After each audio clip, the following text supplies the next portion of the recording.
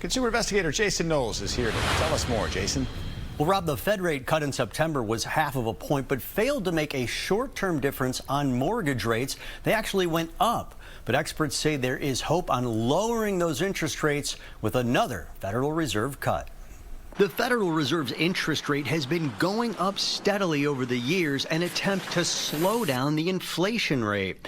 Now there is a second interest rate reduction since September. That could eventually mean lower interest rates on car loans and new mortgages and credit cards. But when? So a single quarter point rate cut isn't going to be impactful on the household budget, but a series of rate cuts taking place over the course of the next 6 to 12 months, the cumulative impact of that could be. Greg McBride, a chief financial analyst for Bankrate.com, also explained why interest rates on mortgages have recently ticked up to around 7% in the last several weeks since the last Fed rate cut in September. The reason is mortgage rates are based on long-term rates. They're not based on the short-term rate that the Fed controls. Mortgage rates have been on a steady uptrend, and that's because we've had a better tone of economic data. And in more recent weeks, investors are growing increasingly concerned about the extent of government borrowing. That's pushing up long-term interest rates and taking mortgage rates along for the ride. That concern of government borrowing and the unlikelihood of a recession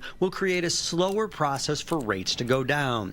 But experts at WalletHub say auto loans and credit card interest rates have seen a continued decline. So people who are taking out new credit card offers and who have current credit card debt are saving a lot of money from these rate cuts so far, and will continue to do so. And even though this cut comes just after the election and a Trump presidential victory, experts are reminding that the Federal Reserve is independent of political parties.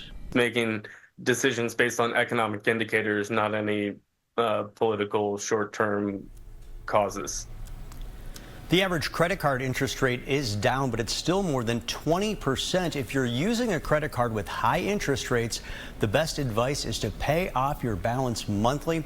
Rob, Judy, you can also try to transfer balances to a 0% interest rate card to pay them off, but you have to be aware of those too. Those offers are usually temporary, and guess what? The interest rate will go up. There's usually a fee, but it's sometimes a good way to get that 0%. Pay it off. It's one strategy. Okay, thanks, Jason.